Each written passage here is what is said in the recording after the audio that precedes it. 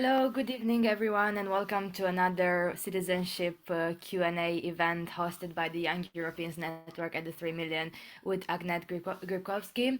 I'm Alexandra Bulat, I'm the co-manager of the Young Europeans Network, and you also see Lara Barisotto, the other co-manager of the Young Europeans Network. So we're really glad to host this new Q&A session because we had many more questions on citizenship in the last few months, so we're doing a series of citizenship Q&A and other practical webinars for you. Citizenship, of course, is a personal choice. At the Young Europeans Network, we are running a campaign on access to citizenship to make citizenship easier, more accessible for those EU citizens and migrants in general who wish to pursue this path. But equally, we do recognize that citizenship is not everyone's choice, but the purpose of this webinar is, regardless of your views on whether citizenship is the right choice for you or your family, is to provide this practical information and advice on your circumstances, and get some factual information for you in terms of the application, the different forms of citizenship, and the many other questions you submitted. Whilst other people are joining, and hello to those of you on Facebook as well, this webinar is also live streamed on Facebook, so it will stay there on the 3 Millions Facebook page if you want to check anything later or rewatch it or share it with your friends and family later on. We had about 250 people register for this webinar on Zoom, so obviously we got many questions. We only have an hour for this webinar to present both the campaign and do the Q&A. So we'll try to get through as many questions as possible. Of course, some of the questions are really similar to each other. Some are more complex than others, so we'll try to get to through as many questions as possible. But again, at the end of the webinar, Agnete will let you know what could be the next step in terms of whether you need more advice or have more questions after this session. A bit of housekeeping before we kick off the webinar. You have the chat on Zoom here where we'll post some useful links throughout the webinar where Lara said hello. You can share your views on citizenship, and you have also the Q&A function at the bottom there of your screen. I see already someone put a question there. So Agnete will try to go through some of the questions that you submitted in advance, but feel free to put questions there throughout the webinar as well. Some questions will be more straightforward and some will be also depending on other EU countries. So for example, just a disclaimer, we had a lot of questions about dual citizenship, for example, and this pretty much depends on what is allowed from other EU member states or other countries. So we will do our best to answer to most of the questions, but some questions are dependent on other countries as well, and not only the UK legislation. So yes, hello. I see over 100 joining on Zoom, so that's great, and many more watching on Facebook. So on Facebook as well, if you're watching live on Facebook and not on Zoom, you can of course use the comments to put your thoughts there or to ask your questions. Um, so the program for today, I just gave this kind of housekeeping intro. Then I will hand over to Lara, who will present our campaign, Young Europeans campaign, on access to citizenship, and in particular on the comprehensive sickness insurance requirement, which I know is a concern for many of you here today. Then hopefully you will hear a testimony from Julianne about her issue with comprehensive sickness insurance, and then we'll move on straight into the Q&A for like the last 40 or 45 minutes. But before we start with Lara and the campaign, we prepared some questions for you. There are only 3 questions, so apologies for those of you on Facebook because you won't be able to participate in the poll, but you can use again the comments to say the answers to us. So we have 3 questions from the Life in the UK test, and we're wondering if any of you will get all 3 right. So I'll launch the first question. So that's the test that everyone needs to do, well, with some exemptions, as we'll hear later, that most people need to do for the naturalization application. So the first question on the screen right now is, where was Robert Burns from? Was he from Scotland, Wales, England, or Northern Ireland? So Okay, I will leave it a few more seconds so I see responses coming in. So do click on your answer there. Oh, I see people are already preparing for the life in the UK test in this audience, so that's great. Okay, 10 more seconds and I'll close the poll.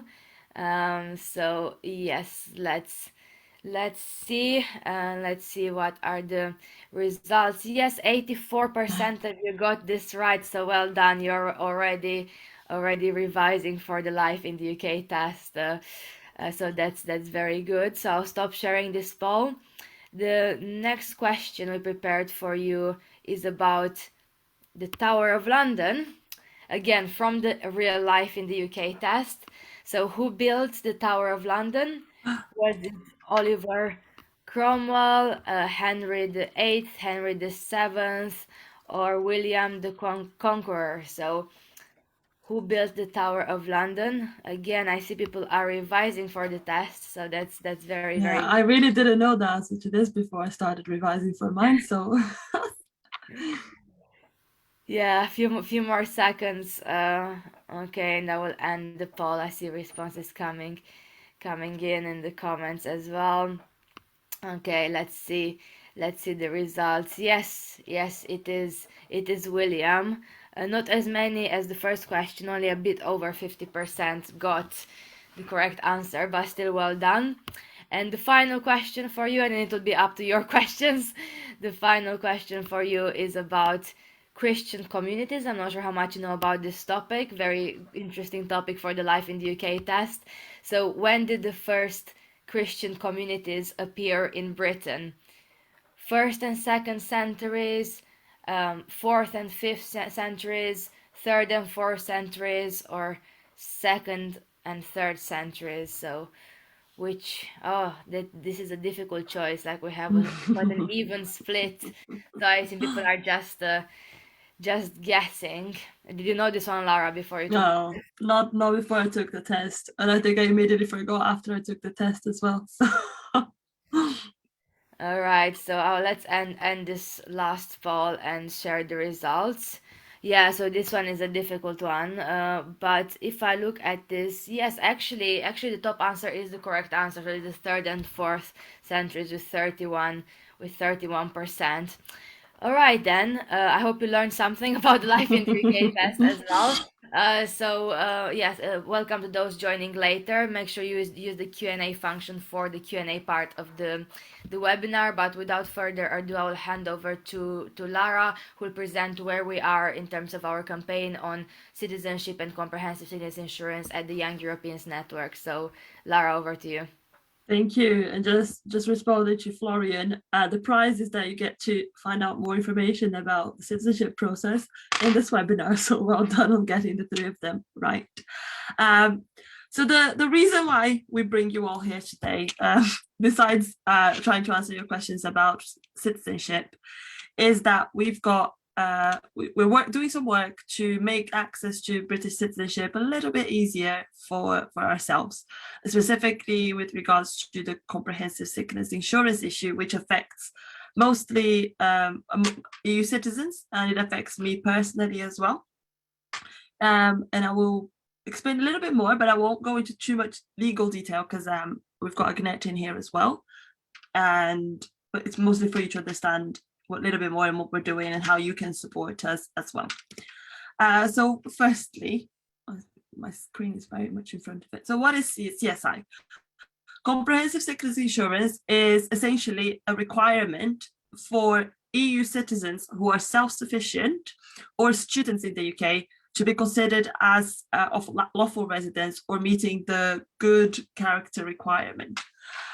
It's a health insurance that is expected for those who are not economically active in the UK. So as I said, usually students or self-sufficient people. Generally, EU free movement law states that people can move to other EU member states to live, work, study, as most of us have done. However, this additional comprehensive sickness insurance is expected of those that are not economically active, so as not to be a burden on the country's healthcare system. And as most of us know, the UK's NHS is not funded through health insurance, unlike many other EU countries. It's funded through taxation in different ways.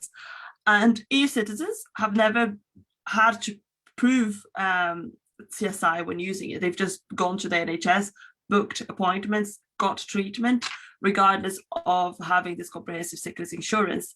And you can imagine that although this is a requirement brought over from EU free movement law and introduced in UK legislation, a lot of people didn't know about it. So the question, what is the problem? The problem is why most of us are here, and many of you asked us questions about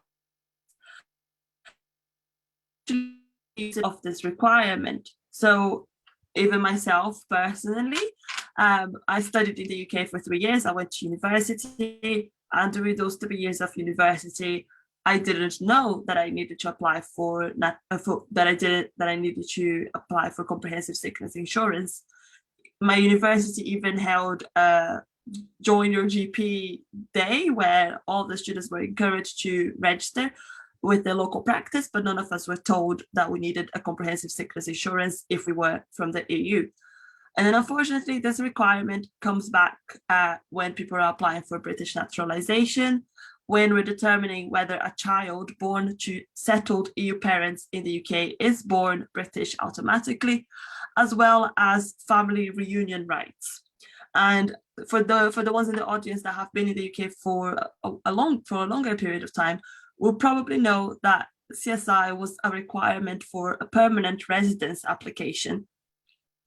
And although the settlement scheme application didn't require CSI, fortunately, because many of us, like myself, would probably have failed that application if it was for CSI, it comes back when we're talking about citizenship. So we've got a few examples in here, and I can actually just repeat my own example in this case. So for naturalization, I've got Italian citizenship and I want to apply for naturalization, and I have lived in the UK for 7 years, so longer than 5. I've had settled status for a year, and now I want to apply for citizenship. But because I didn't have CSI during the 3 years that I was at university, this requirement could mean that my application for citizenship would be rejected. And as I said, could, because some people are given discretion when applying for the naturalization application. But unfortunately, we do fear making that application if it could mean getting rejected because of comprehensive sickness insurance. And then similarly, just going to continue with my example. You can read the one on the screen, or you can listen to my own example.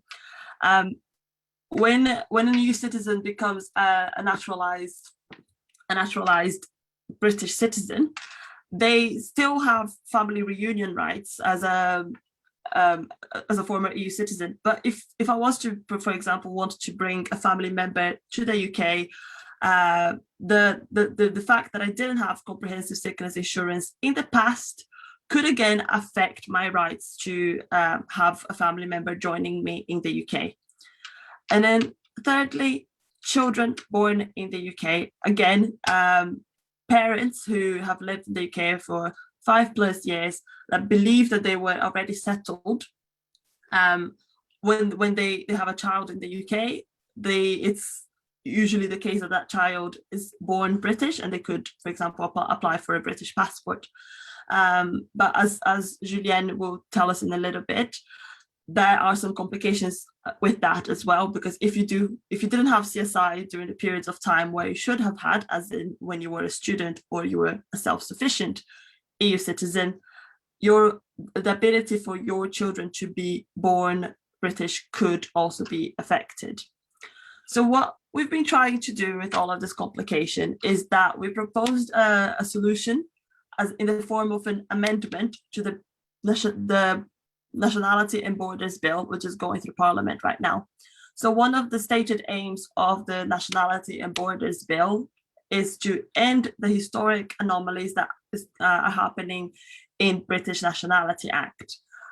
And one of them, in our opinion, and I believe in many of your opinion as well, will be that the legacy of comprehensive sickness insurance is an anomaly, an issue, a problem that needs to be resolved. So our proposed amendment, which I'll post a link in the chat in a bit, that you can read more of it, basically says that in order for EU citizens to meet the requirement to have comprehensive sickness insurance, they should, the access to the NHS in practice should qualify, should satisfy that requirement. And that should be stated in legislation, so that it's just made clear that the fact that we actually got treatment in the NHS automatically means that we fulfilled that CSI requirement. And what has happened so far is that on the 15th sitting of the Nationality and Borders Bill Committee, the amendment was tabled by the Labour front bench, and it was debated, but unfortunately it didn't get voted in favour because the government voted against this amendment. But this was just the first stage of it, and as you can see here, the bill has future stages. At the moment, it's going to report stage, and we expect that to be in the next couple of weeks. So that's a new opportunity for this amendment to be debated. And even if it, for example, doesn't pass at that stage, there's still the opportunity for it to be debated in the House of Lords, where we hope to again attract attention from other lords and peers that might support our amendment, slowly with the aim of getting rid of this requirement that has affected so many of us. And one thing that we've been also trying to do, I'll stop sharing my screen now, is that even if our amendment doesn't pass right now, we've been writing to the Minister for Immigration asking that at least discretion on this issue be made clearer, because as I said, I could apply for citizenship right now and ask for discretion, as in ask that the Home Office please ignore the fact that I didn't have comprehensive sickness insurance. But that discretion is somewhat subjective, and we at least would hope that EU citizens are given us some kind of clarity on when exactly that discretion will be applied.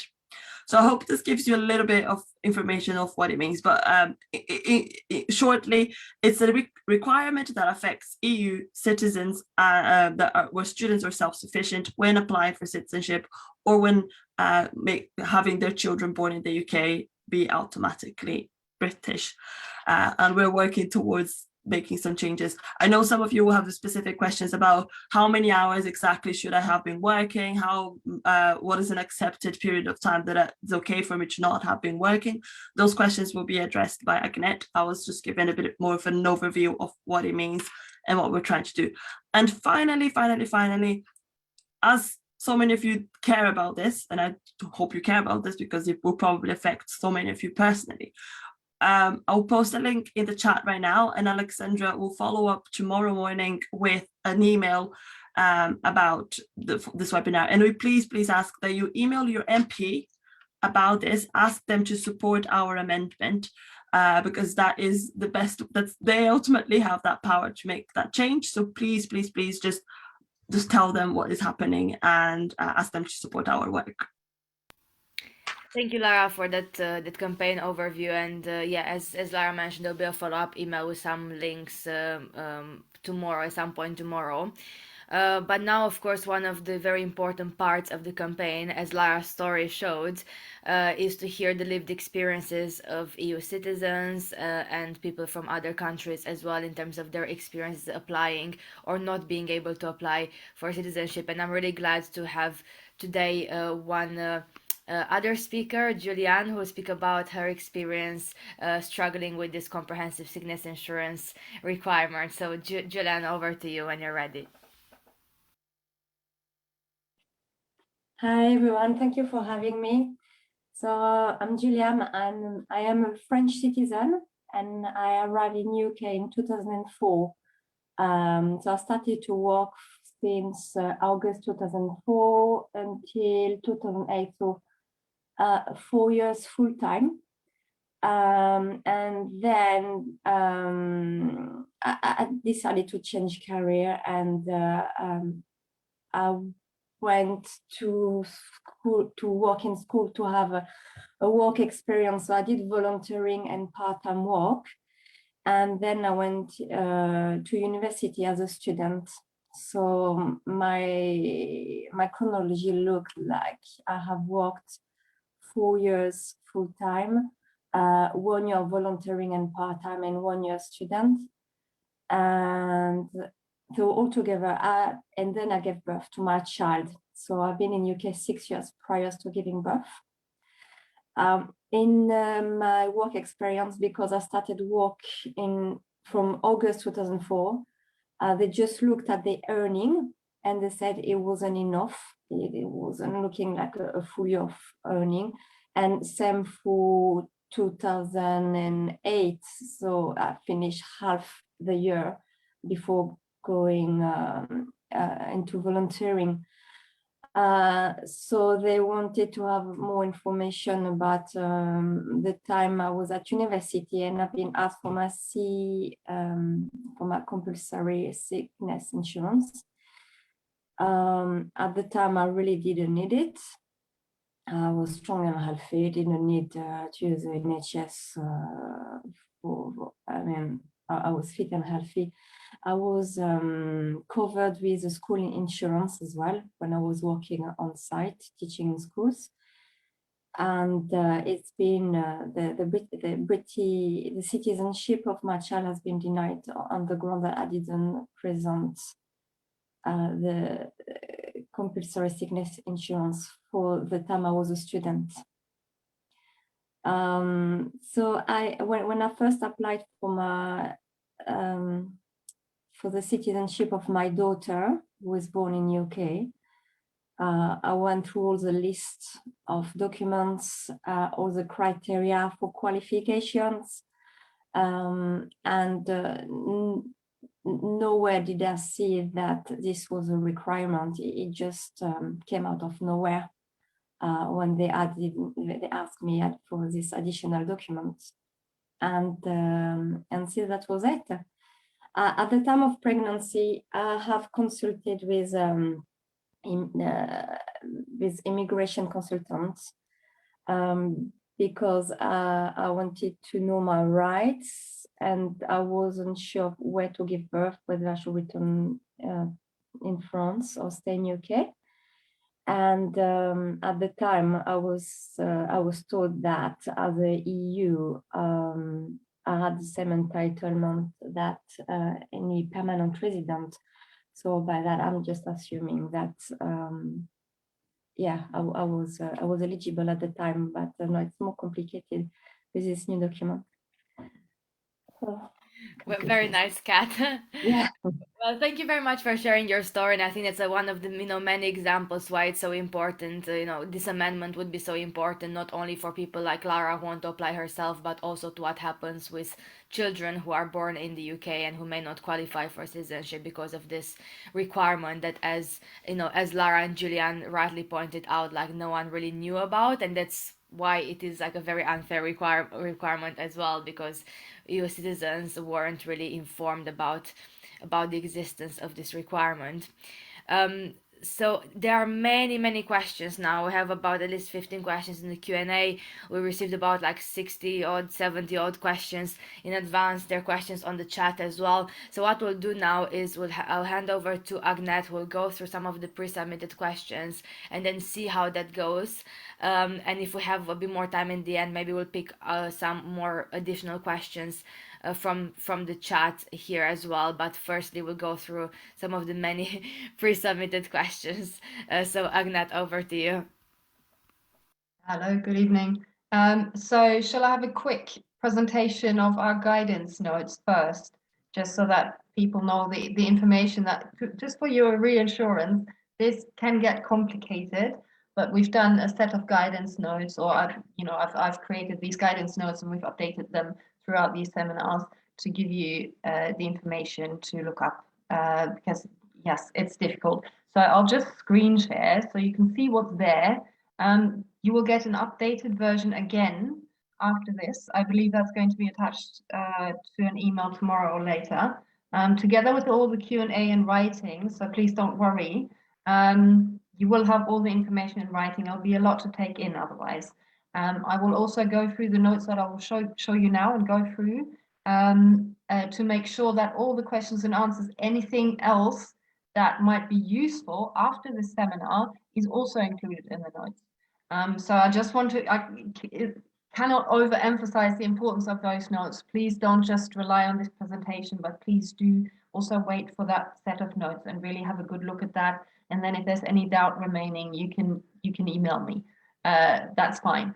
So, okay, I will share these notes now. And they are, right, can you see? Can you see the notes? Yeah, it's being okay, just checking. Right, so just to give you a little whistle-stop tour of the information that is included in it. Now, nice index. So we have firstly the categories for young people. So this also includes children, it includes young people born here, not born here, just to see what they are and what the requirements are in very simplified form.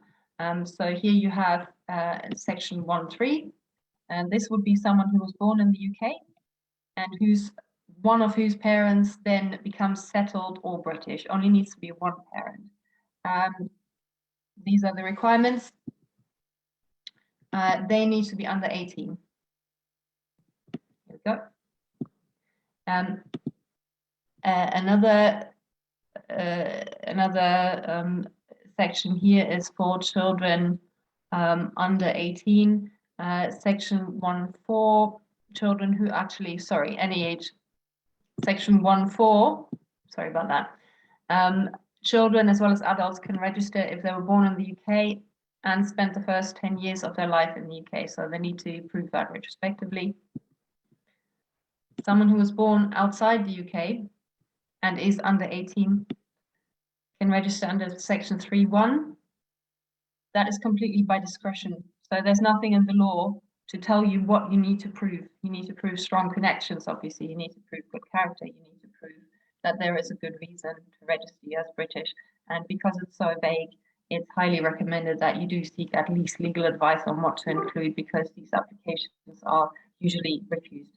They're very hard to succeed in. So it would be someone who's lived here most of their lives and maybe their parents are both British. So it's a very high standard. But again, there can be other strong reasons, maybe child and care, things like that. Someone who's never going to go anywhere else, you know, their entire future is here, all of that. To emphasize here, and we'll come back to that, is the good character requirement applies to anyone from the age of 10 years old. That's the age of criminal responsibility in our country. It's very young compared to other countries, but there we go. It's not just criminal behavior, it is lots of other behavior, which I will briefly touch upon in a minute. This is section 1.1 of the British Nationality Act. This is the section under which a child born in the UK at least one of whose parents were settled or British at the time of birth are automatically British. That can apply in different scenarios. There was a time where there was a requirement for the parents to be married. It is very complex. Some of these categories situations are very complex. So it is advised that you seek some legal advice about that if not sure. Obviously, there's not a great risk in simply applying for a British passport, which is what the procedure is. You simply apply if you think that you're entitled, and you may just get your British passport anyway. If there's any complications, seek legal advice. 18 and over. So this is only for adults. Here, the process is called naturalization. This is mainly what we'll be concentrating on. This is under section 6 of the British Nationality Act, either section 6.1 or section 6.2, depending on whether you are married to or in a civil partnership with a British citizen. Slight difference is the residence requirement is 3 years for those married to or in a civil partnership with a British citizen, otherwise 5 years. The other difference is that obviously the residence requirements are different. It's lower here because we're only talking about 3 years, and that those married to or in a civil partnership with a British citizen can apply straight after settlement, whereas those who aren't need to wait a year. You can look at these links yourself, all the information is there. just to point out what information is in these notes before we go into the Q&A.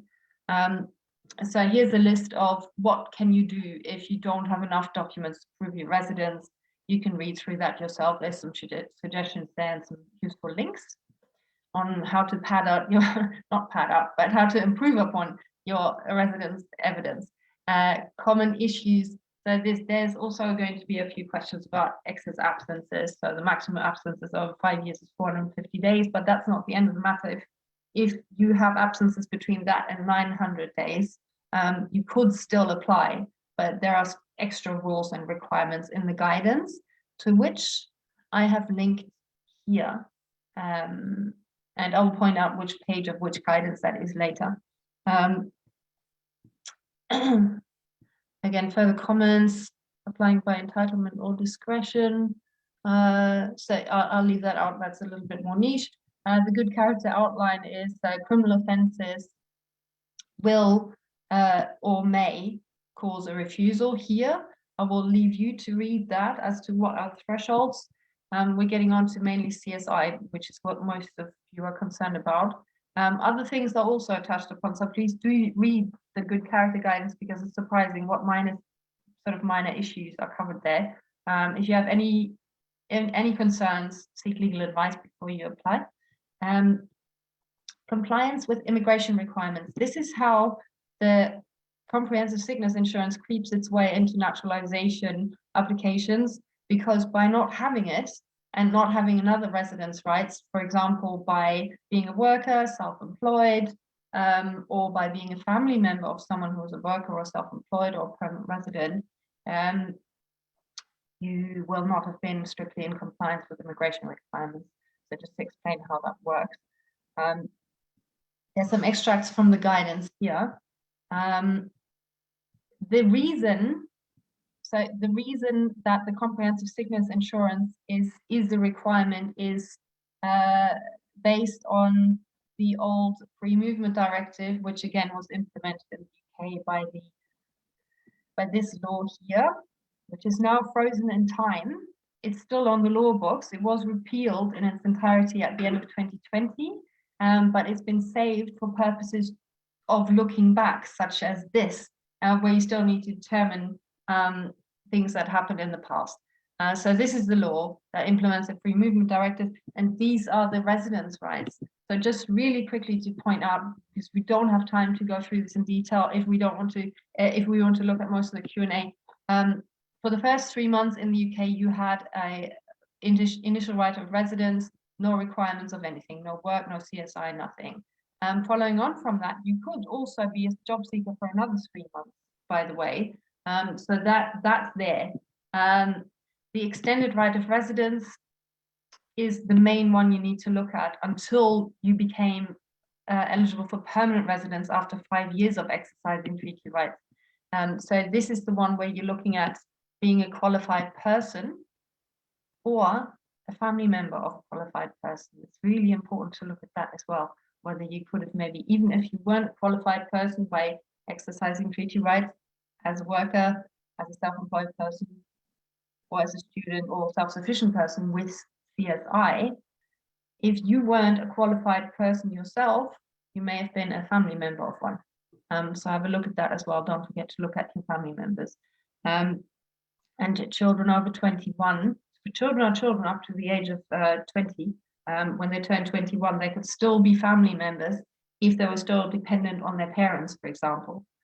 So this is where it gets complicated. Don't discount your residence rights until you've taken legal advice, unless you're absolutely sure that you don't fit into any of these categories. Because that would mean you didn't need CSI, so you don't need to worry, and your application will be much more straightforward. So this, and then also not to forget that once you've reached your 5 years in the past with your extended right of residence, either as a qualified person or a family member of a qualified person, you became a permanent resident, whether or not you applied for anything. So from that point onward, you will not have needed CSI anymore. So there's no need to work, there's no need to have CSI. And here, I've put a section on family members, what I've touched on earlier. So have a good look through that. If you're still not sure, you think you might have other residence rights, seek legal advice. Okay, so here, the guidance, the relevant guidance is this. This is the last thing I'm going to point out because we need to get onto questions. The guidance on qualified persons. So the qualified persons, that's the terminology from the free movement law. So we're still looking at the guidance that the Home Office was looking at when determining permanent residence applications under that system, because that's the law we're looking at. And that guidance does refer to other ways of proving CSI, such as an EHIT card for the first time period in the UK, even though it's a little contradictory. At one point it says you can't use it if you then intended to remain permanently in the UK, but on another page it contradicts itself. So I've written all this here. You can go through it and have a look at the guidance. You can see the contradiction and then quote the bit that is favourable to you. Because I also know that the UKVI has accepted this. This is about changing your mind, really. You start as a student, you have the E card, you intend to stay temporarily, in which case the E card is CSI, but you then change your mind, which doesn't mean that in the past you didn't have the intention to stay temporarily. So it's a little complicated. Let's go to the questions. Okay. Questions. Yeah. Okay. I hope that this is replacing it. Can you see? Can you see the Q&A now? Yes. Yeah, I'm just making sure that I'm not referring to something mysterious or having the other notes stuck. Okay, so I'm just going to whiz through the questions and answers and then refer back to the notes as I've given you an outline of what's in it. Let me just check the time. Okay. So I can just say you can go on a little bit at 10 minutes longer as well if it's needed. Great. Okay, thank you. So what are the correct steps to apply for British citizenship? It's an awkward procedure. It has all these steps. I'll whiz through this. I think it's important to remember to first check that you are actually eligible. So the notes included this little list of, for example, criminal offences.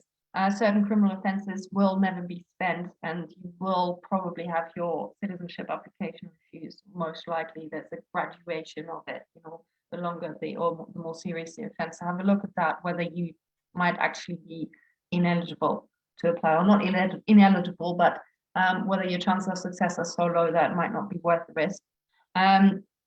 Or excessive absences. So if you're absent for more than 900 days, then most likely it's probably the better idea to wait with your application, and also check the guidance on excessive absences and see whether you fit within that. If you think you're eligible, then obviously pass the Life in UK and English test if necessary. I'll go into when it's not necessary later.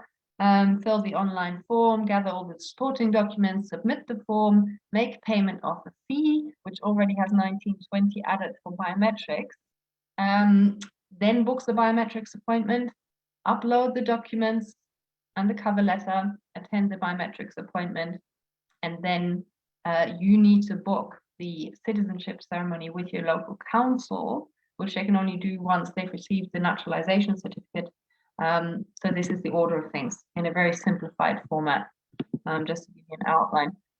After the file has been, next question, after the file has been approved by the Home Office, how long does it take before the ceremony? So there were quite long delays during COVID, but now it seems to have gone back to normal, where you get your letter saying your application's been approved.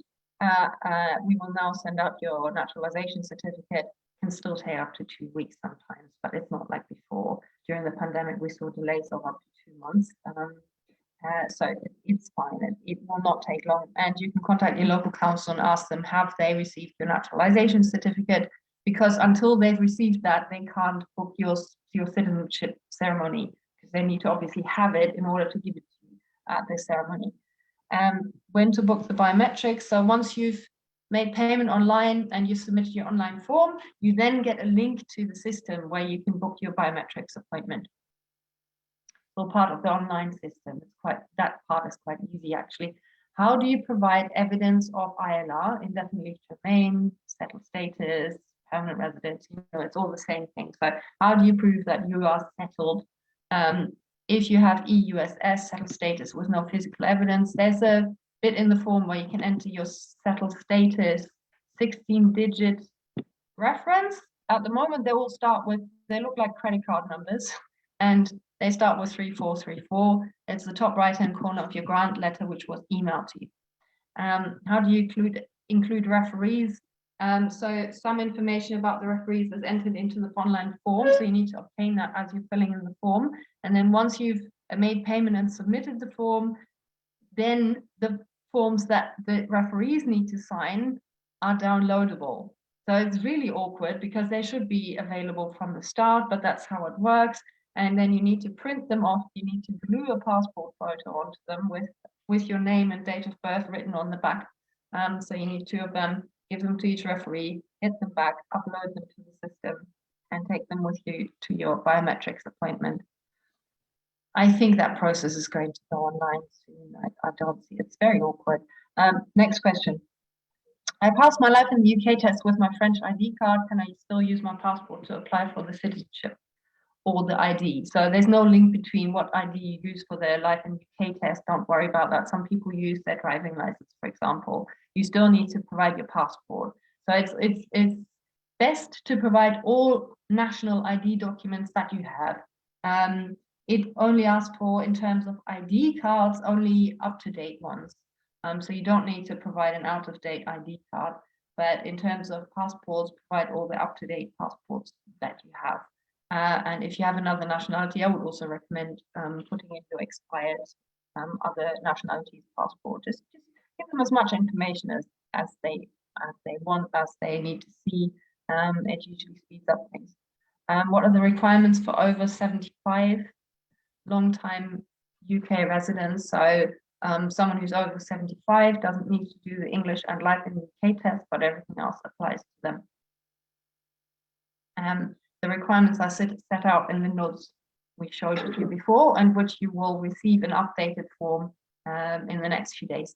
Here's someone who's applied in June but hasn't heard anything. Who can you contact for an update? Well, that's been nearly 6 months.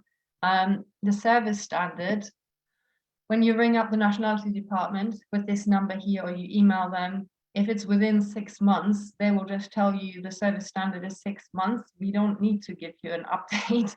So unfortunately, if you're within the 6 months, that's probably what you will hear. Unless you have some great urgency for your citizenship to be approved, you can maybe then argue with them and say, look, I need an answer, or maybe involve your MP if there's some great urgency with this for whatever reason.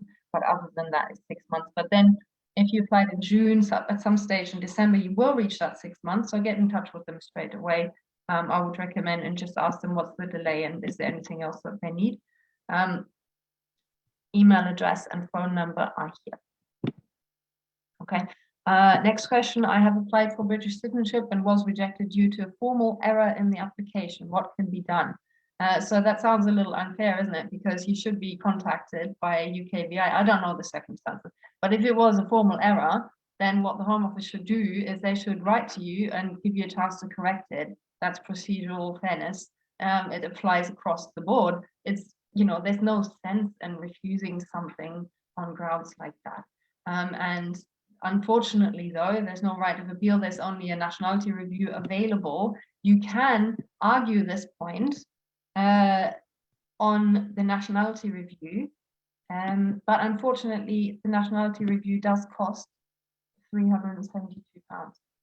So it's, if it's extremely unfair, your situation, you can contact your MP and ask them to support your nationality review, and maybe argue that you should have this fee refunded, the review fee refunded, if it's really outrageously unfair. I think you can attempt this yourself as well. But things like this, where the UKVI has really acted very unfairly and outside their own guidance, short of lodging a judicial review, which can be very, very expensive. Most people can't afford that because you would be risking having to pay the Home Office's legal costs, which cost thousands of pounds.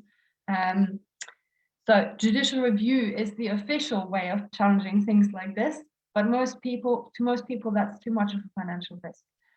So the nationality review is supported by your MP. You still have to make the review application yourself. Your MP isn't going to do that, but you can tell your MP about the unfairness.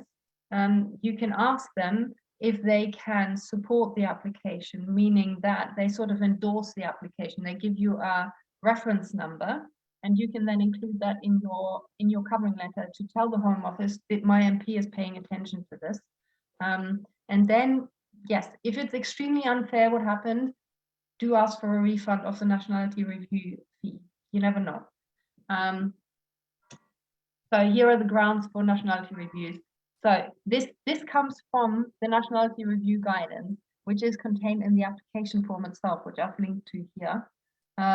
So we may reopen applications. That means these are the grounds, or some of the grounds on which applications can be reviewed. Not use the correct requirements, refused applications on character grounds, where this was wrong. Fail to take account of relevant documents or information, and also here this one, I think this is probably the one that would apply in this case, decided your application without allowing sufficient time for a response or completion of inquiries, or refuse application for lack of response to inquiries when a response had been received but not linked with the application. So any procedural problems are really covered in that. And it's not just these grounds, but it's also similar grounds. You can argue that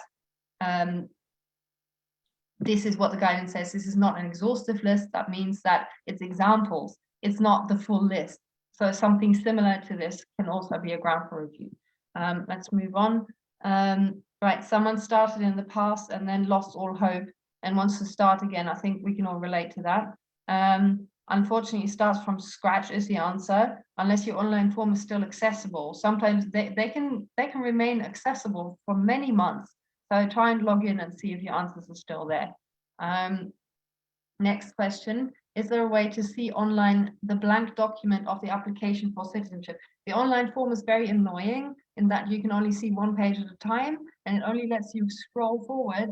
It doesn't let you scroll forward. You have to enter something to get to the next page. So you don't know, you have to keep stopping and starting if you're an applicant. I know the answer, the questions, but you won't, because you won't have done this before. So what I do in my practice, I do a lot of these applications. I've collated a questionnaire with the most common questions to send to clients so that we can shortcut all of this. So I'm happy to share that along with the other document in the next few days. I'll send that out. Obviously, there may be some extra questions if your circumstances are different and extra questions come up, but these are the most common questions, so you can save time and just preparing all of that in one go. Right. Right. Oh, this is a common one. I have a non-English letter in my surname and in my father's name. So basically the online application accepts it in some fields and not in others. Best advice to use is really use whatever letter is being used most commonly in English to replace that letter, and then definitely write a covering letter and explain that, because obviously it's not your fault. If I have completed an apprenticeship in the UK in the past 10 years, do I still need an IELTS certificate? So IELTS, what they mean by that is an English test. This is one of the English tests. So you can use, sometimes when you do an apprenticeship, you go to further education college, you may have had to do an ESOL English qualification, depending on exactly how your apprenticeship was composed. You can use some ESOL qualifications, but they need to appear on this page here. I've given you a link. Otherwise, I would recommend that you sit the test. Is the language test mandatory before applying for citizenship? Nope. There are some exemptions, and I've given you the link here. So we won't go through that now because I need to move on to the other questions. How long are the tests valid? Some English tests expire after 2 years. The Life in the UK test doesn't expire. Interesting question. On my UK HND, Higher National Diploma, I believe that is sort of 2 years instead of 3 years. So that's one down from a degree. And graduate diploma in computer science, sufficient evidence of a B1 level of English. If a graduate, so the HND will be one down from a degree. So that will be a no, but the graduate diploma sounds like it will be at degree level or above, so that should be fine as long as it was taught in English. Have the questions in the Life in the UK test changed after Brexit? I really don't know when they were last updated. Probably, maybe. You do not need to worry. If you go through the gov.uk Life in the UK test page to obtain the book or the practice test system, you can get everything online and pay for it there. If you go through this link, you will get to the resources that you need. That are up to date and relate to the questions. Now, comprehensive sickness insurance.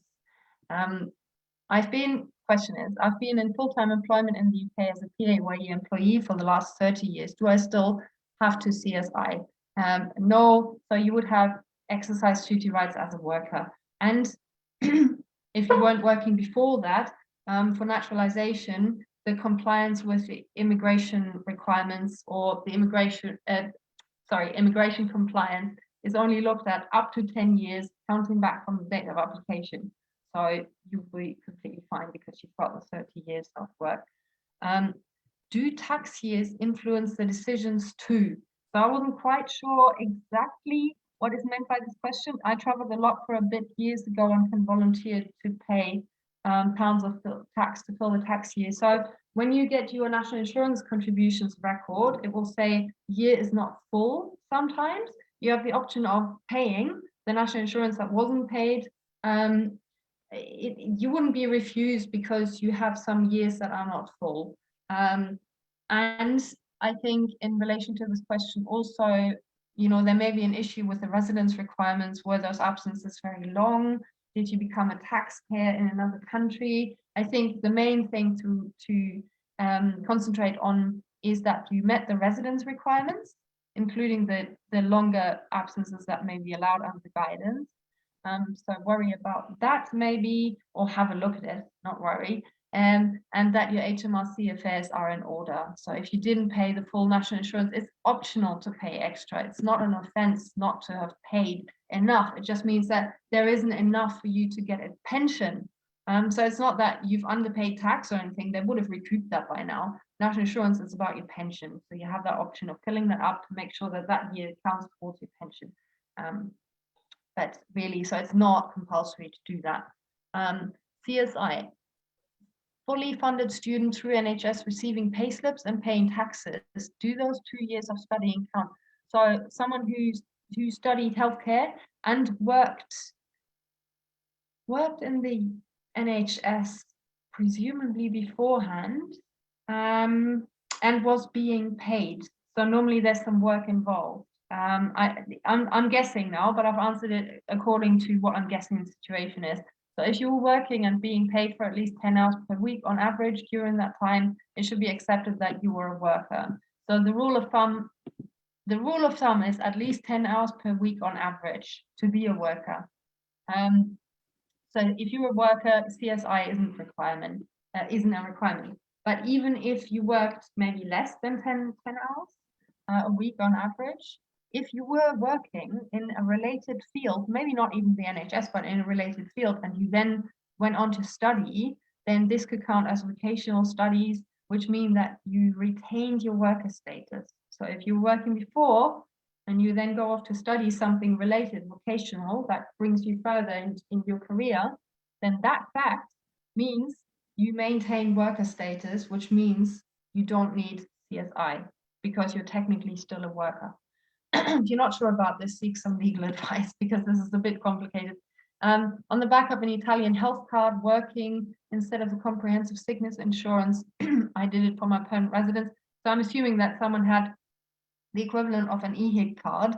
Some national ID cards have on the back sort of the equivalent of what we get from the UK when we go abroad, or used to the purple EHIG card.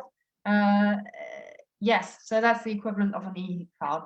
And as we discussed before, it's fine for periods where you intended to stay temporarily. I had permanent residency. I'm just looking at the time. Next question. I had permanent residency. I have settled status. Is private health insurance an issue in getting British citizenship? So this is an interesting question. It depends.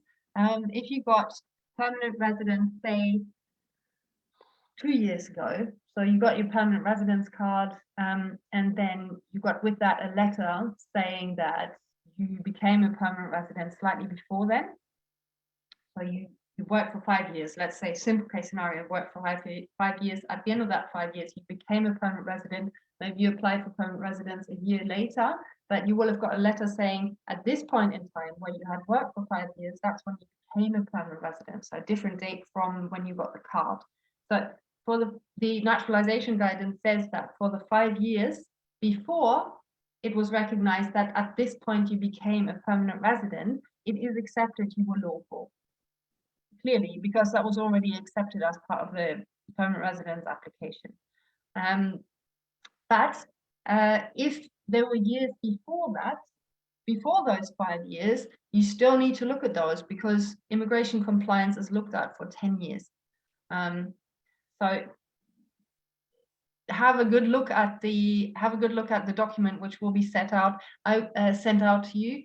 I will also improve the section on how you can argue for discretion being exercised, because the guidance has improved a little bit and sort of been refined in our favor. And so if my representations, which I normally write in covering letters, and I have a very concise way of putting that now. So these are paragraphs which may or may not, you may have to adapt a little bit, but something you can put in your covering letter to say that, which covers most people who had no CSI through lack of knowledge.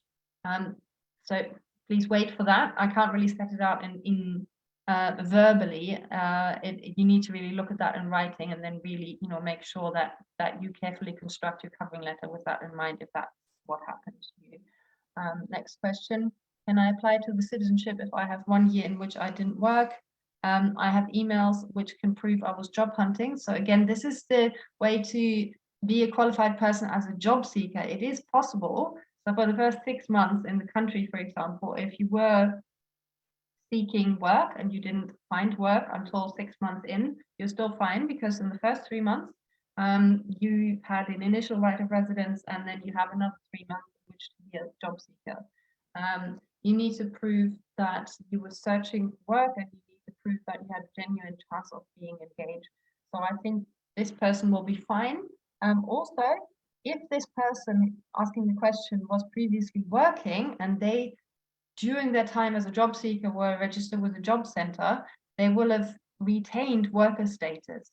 So they weren't even a qualified person as a job seeker, but as a worker, because they ticked that box of being registered with the unemployment office. So that's another way to retain worker status and not needing CSI. This is just repeating what I just said in response to a different question, a similar question. A PhD student, was I required to have CSI, had a stipend, sort of a funding? Yes, unfortunately. Technically, yes, you would think that no, because you are being paid to study, but there is no exemption there really. But see above for applying for discretion to be exercised in your favor. Right, has there been any change to the good character requirement with regards to having private healthcare if you were not working? So, I mean, watch this space, as that campaign about the legal amendments is ongoing. It hasn't come to a conclusion yet, so there is still hope. I guess watch this space. If you're not sure whether to apply now or later, maybe wait a little bit and see what the developments show. I was on carers allowance since 2016 June until 2021 February. Do I have to have CSI for that period? No other income. So technically, yes.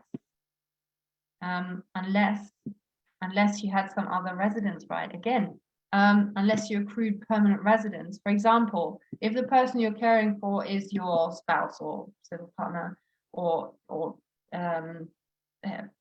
dependent child, for example, if they became a permanent resident by reason of permanent incapacity, then they will have become a permanent resident, and so will you, these rules again are very complicated, but that needs to be explored, whether there might be a way that you already have permanent residence or had permanent residence from that point onward.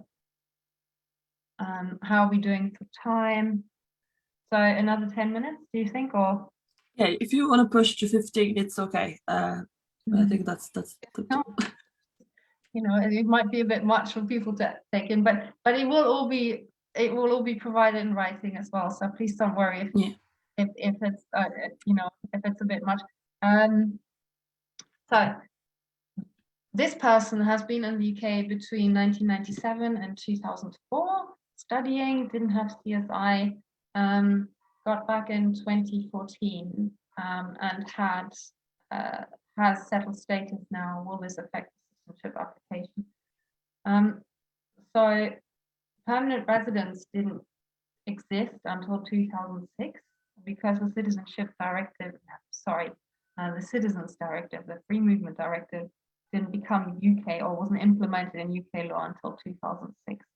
So before then, a person would be granted indefinite leave to remain if they applied as an EU national. But this person obviously wasn't, otherwise they would have written that here most likely. But in any case, if you apply for naturalization, the good character requirement means that up to 10 years residence within the last 10 years will be looked at for immigration compliance, not further back. So it certainly shouldn't cause a problem. When not employed is the next question. Is it mandatory to pay private health insurance in order to apply for citizenship? Again, it depends on whether you had another residence, right?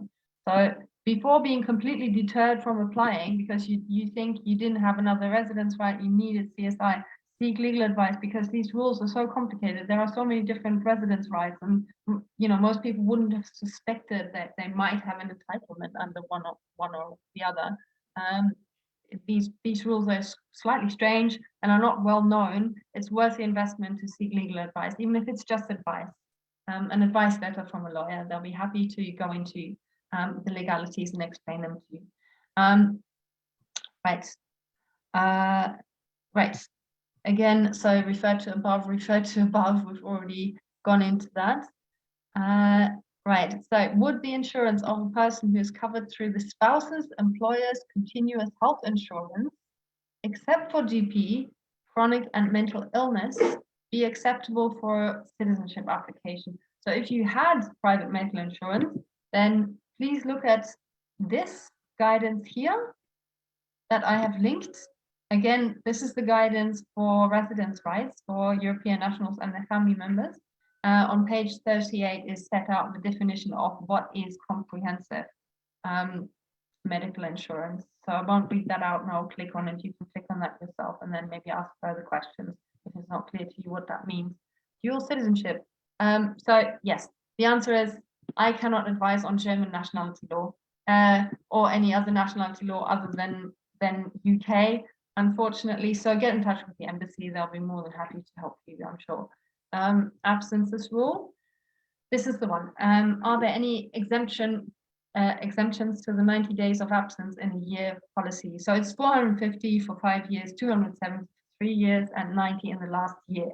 So on average, it works out that way, but you could have a much longer absence in 1 year over the whole period. It's just the last year that you can only have 90, just to make that clear. In the naturalization guidance, which I have linked here, I won't go to it. You can do that yourself from page 16. There are very clear rules about who and when it is allowed to have further absences. So there are certain reasons, and then there are certain extra requirements you need to show. You need to show that you had a low number of absences before that long period of absence and so on.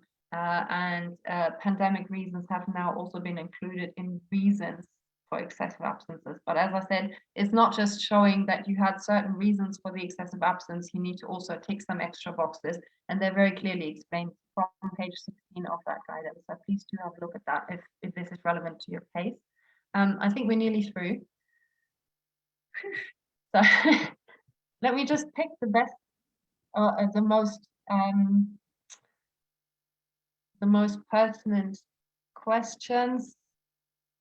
Yes, so this is one that always comes up. How do you know your absences? Most people aren't 100% sure about every single absence over the last 5 years. So just take your best guess. Really go through all your emails, all your calendars, ask your relatives when you visited and so on. At some stage, so you have to just admit, look, this is my best guess. Say that in your covering letter, and that's fine. There was one question here. Here, this is a good one. In the process of applying for UK citizenship, it is required that you must have been physically present on the day 5 years before the application is received by the Home Office. So that's obviously for people who aren't married or in a civil partnership with a British citizen. For them, it's 3 years before the application. The date of the application. The date of the application is the day that you submit your online form and make payment. So from that date, that's the one you need to pay attention to, not the biometrics appointment, which some people might think is the date of the application. That's the date of application. Have a look at your absences. If you've spent ages compiling your list of absences, obviously have a look at that period around 5 years ago, around 3 years ago. Make sure you don't apply during a time where you weren't here. So that's the only thing. They can't really check.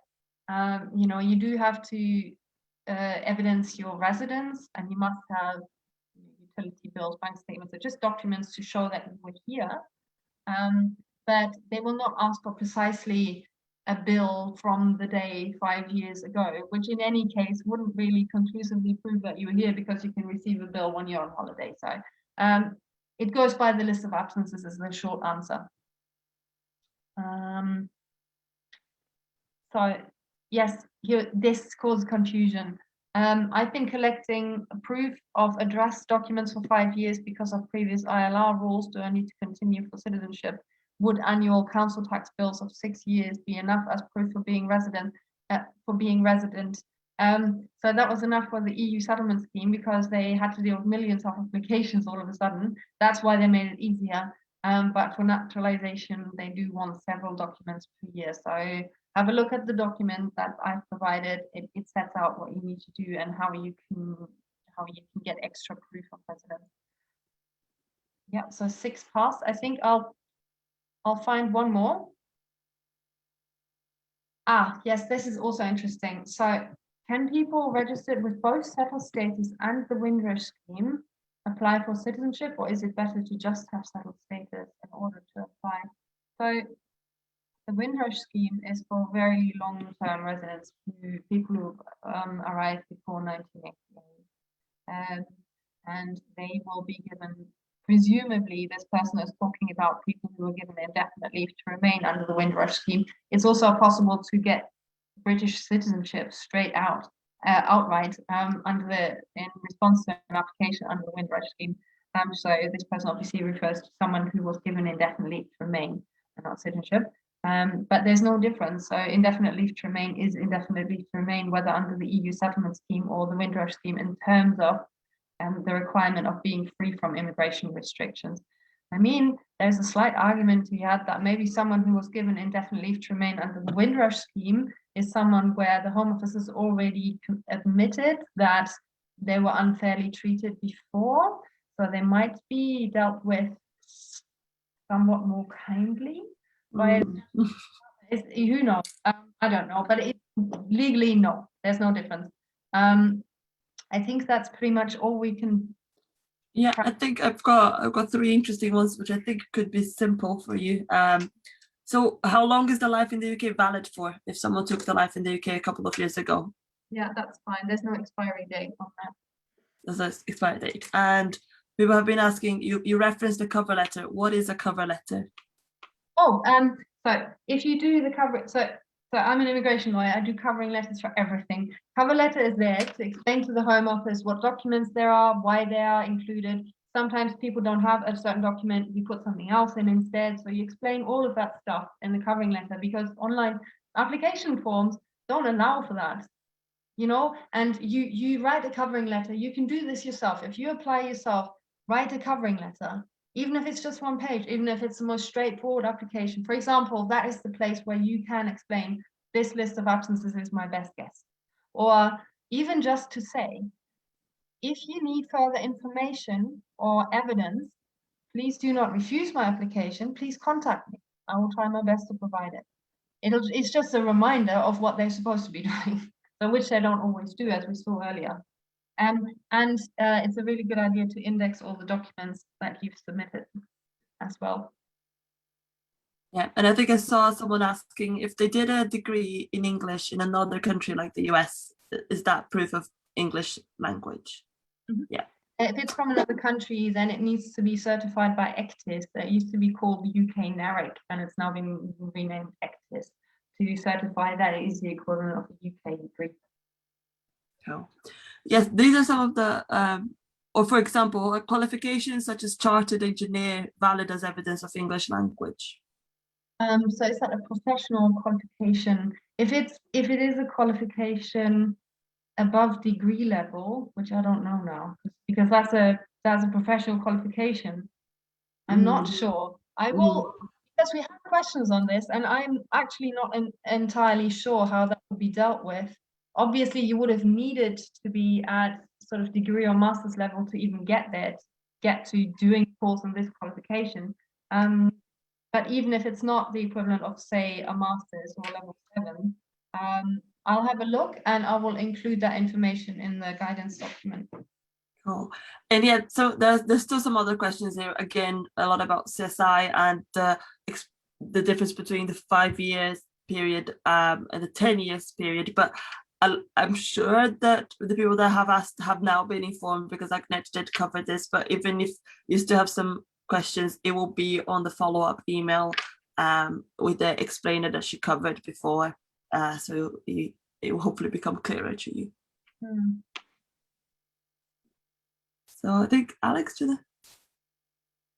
Yes, thank you everyone, and thank you so much, Agnete. Thank you everyone for the questions. I think that we'll follow up definitely by the end of this week with the revised document with some more links, including links for the campaign. And then you'll receive an email with everything. I'm aware that there are a lot of still questions here, but we went through as many questions as we could in the 1 hour. But we'll try to cover everything in the document. And I have one last question, I think, for Agnete, is if people are looking at this webinar, got the information, got their questions answered, and thinking they need a bit more advice on their personal situations, what would you suggest for them to do as the next step after they read the document, if they need more information or advice in that sense? So I don't mind being emailed. I'll put my email address on the document, and it's fine because it doesn't take me long to answer these questions. All right. Well, it's one option. It's one option. Obviously, I can also provide. I'll provide at the end of the document some alternative options for other legal advisors that are available. Thank you, Agnete. So it's very important, I think, to underline that, especially with people with more complex situations, it's important to get good legal advice on this. And I know there are many people who advise, on Facebook forums and Facebook groups and various other ways, but it's important to get someone accredited, especially, like if you have you're unsure or you have like a more complex case. But I hope this was helpful for people just to get an overview of the situation. Thank you, Lara, for presenting the campaign, and Agnete for answering the questions. We'll follow up. I see many people found it useful, so that's great to hear the feedback. I hope you enjoy. And let me just say a final reminder. Please